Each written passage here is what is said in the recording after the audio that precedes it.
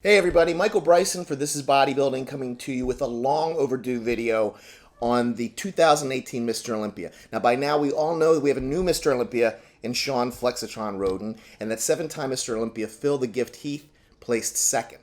I'm going to be talking about those two guys and their physiques and how I saw them placing at this year's show.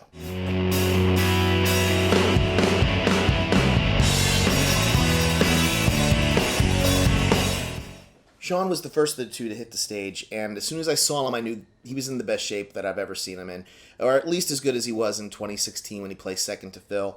I would say he was probably more conditioned for this show, maybe not as full as he was in 2016. His arms looked a little downsized to me, but mostly he looked amazing with his midsection really ripped to shreds. I knew as soon as I saw him that he would be at least in third place because I couldn't imagine there'd be three other guys in better shape than Shawn was that night on Friday.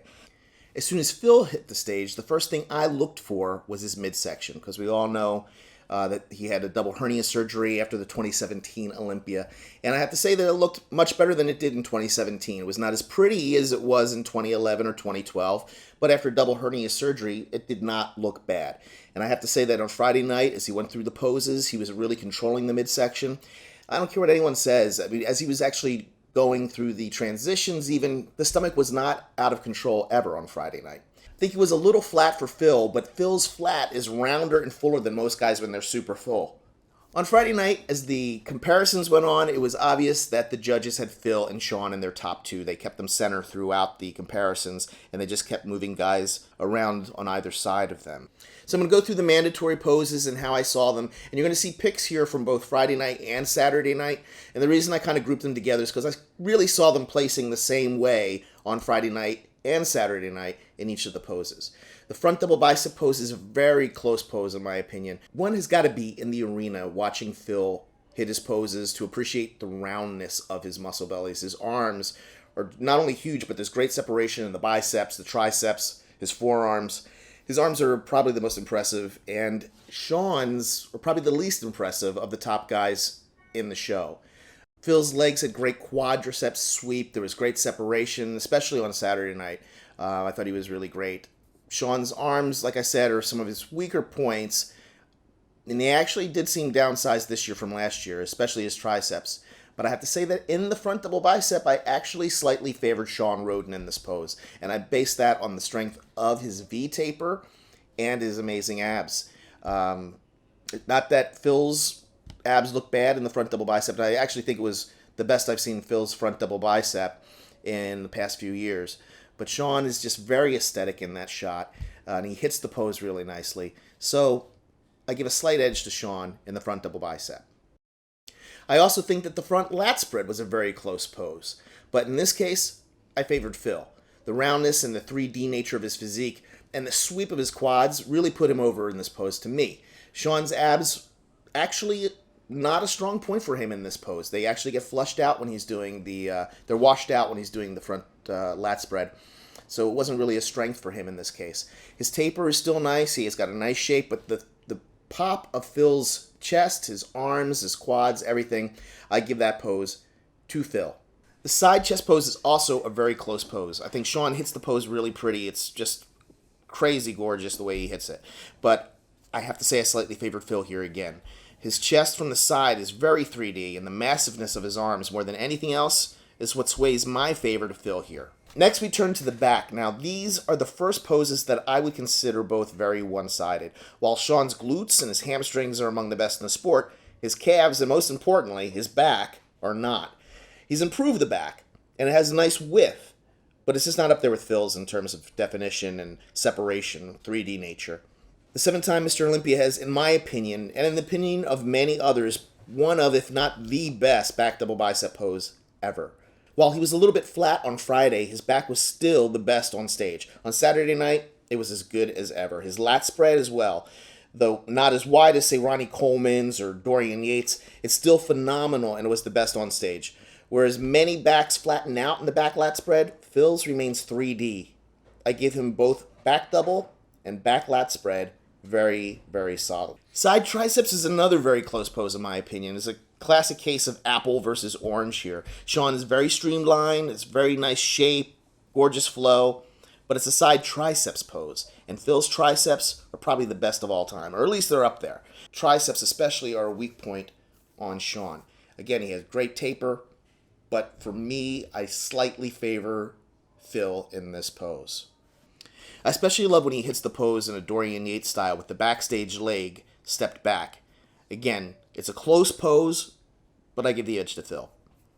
Now we come to the abs and thighs. Now this pose is as dominated by Shawn as any pose has ever been dominated by anyone. As if I give Phil the best back double bicep pose of all time, it is quite arguable that Shawn Rhoden has the best abs and thighs pose of all time. And this is based on his taper, the abs, his quads that feather. It's a beautiful pose for him. It's actually perfect. By himself, I would say that Phil actually does not have a bad abs and thighs pose. He managed to control his abs very well throughout the posing, and his quads are insane. So it's not a bad pose for him. It's just that he's standing next to Shawn Rhoden, who I think has got the best pose of all time. Finally, we come to the most muscular pose. Now, between these two, Phil wins this pose all day for me. As pretty as Shawn looks, especially with the hands clasped version of the pose, Phil is just too overwhelming. This is, after all, a most muscular pose, and Phil just has more muscle, especially where it counts in this pose, like in the arms, the delts, his traps. I give this pose to Phil rather solidly. Oh, I forgot about the quarter turns. Quarter turns, well, it's kind of a flush for me. I think that Phil has got the nicer roundness to his muscles. He's bigger, he's fuller looking, and he managed, again, to control his abs throughout all 4 quarter turns. Shawn, much more aesthetically pleasing, some might say, but I'm going to say it was pretty much even between the two, and who really cares about quarter turns anyway? So I had Shawn winning 2 poses to Phil's 6, though I do feel that 5 of the poses were very, very close, and I can see how somebody might favor one over the other. I had Shawn strongly winning abs and thighs, while I had Phil very strongly winning back double biceps, rear lat spread, and to a slightly lesser degree, the most muscular pose. Now, on Friday night, I felt that Phil controlled his midsection very well. While the abs were not as aesthetically pleasing as prior to his hernia, he controlled it throughout. If he let it go during any of the transitions, it was not noticed by myself, and I was looking for it. On Saturday night, I initially thought that Phil looked even better than he did on Friday. He was fuller, there was more pop to his muscle. As the night progressed, and the top 4 were repeatedly put through their mandatory poses, and this went on for a very, very long time. Sometimes they were hitting just the same 3 or 4 poses, with only William Bonnick and Rolly Winkler being moved around. And I thought that was kind of curious, because we never got to see the 2 of them next to each other. I would have loved to have seen 3rd and 4th place more closely compared at some point on Saturday night. Well, as the posing was going on, we started to see that Phil was having more and more difficulty controlling his midsection. We know now that he needs to go back into surgery in a couple of weeks, on October 19th, I believe, to repair torn incisions from his last year's surgery. Apparently in the last 10 days or a week or so before the show, the mesh holding these incisions together actually tore off. Regardless of the reason, it was clear that he was having difficulty. That said, when he hit the poses, he controlled his midsection. When he was in transition, he was breathing with his stomach out. Now, it's always been my understanding that shows are judged just during the poses. Hence, Dorian Yates was able to win in 1994 and 1997, and Ronnie Coleman had victories from 2000 until 2005. Granted, neither of those gentlemen were standing next to a guy who had abs like Shawn Rhoden. Now, while I would have crowned Phil Heath the 2018 Mr. Olympia due to him winning, in my opinion, more mandatory poses, if, in fact, the judges were letting the transitions influence their decisions, and maybe that's always the case, I can understand Shawn Rhoden taking Saturday night. I have a harder time agreeing with the fact that Shawn was also the person that the judges had winning Friday night. That said, on neither night did Shawn win with straight firsts. In what might have been the closest score at Olympia since 2001, Shawn beat Phil by 1 point on Friday night and 3 points on Saturday, making the score 13-17 as opposed to 10-20 if he had won with straight firsts. So, while I might agree with the judges who had Phil winning, I take nothing away from the new champion. He looked sensational.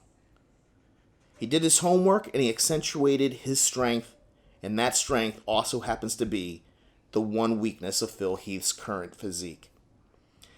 It was a very smart strategy, and it paid off in spades. Actually, it paid off in the amount of $400,000 and the right to forever call himself Mr. Olympia. Shawn is a great bodybuilder, and as I told him to his face, he presented one of the most aesthetically pleasing physiques I'd ever seen. His was a look favored by more judges than not. As such, he is the rightful and reigning Mr. Olympia. He deserves all of our respect and our support. As for Phil, he's a 7-time Mr. Olympia. He's one of only 3 people to ever do that in 7 consecutive years, and he's one of only 3 people in history to have placed top 2 in 9 consecutive Olympias. He's truly one of the greatest of all time in the sport, and truly one of the greatest champions in its history. All in all, it was a great contest. We saw history made with Shawn Rhoden becoming the 14th Mr. Olympia. So thanks for watching the video, everybody. I hope you liked it. If you did, please be sure to like it, subscribe, and don't forget to comment about how it looks like I've never been inside a gym before.